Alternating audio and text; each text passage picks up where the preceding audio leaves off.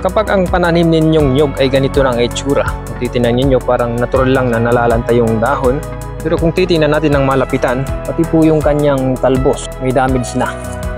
So ito yung talbos ng nyog na inatake ng coconut leaf beetle. Sunog na yung dahon.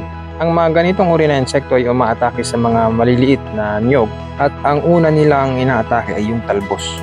So bago po man makalabas ang talbos ng nyog ay sunog na. So ang mga ganitong insekto po ay nanggaling sa ibang bansa. Nakarating sila sa Pilipinas dahil sa mga ornamental plants na ino-order natin online. So ngayon ito ay naging silent killer ng tanim na nyog. At para maagapan ng ganitong problema sa tanim na nyog, kailangan natin mag-spray ng insecticide na malatayon.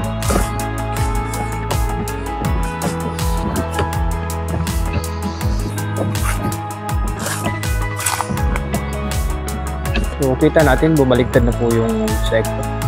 So pag napapabayaan po ang pananalasa ng ganitong insekto sa inyong mga tanim na nyog, ito po ay magdudulot ng pagkamatay ng inyong tanim na nyog.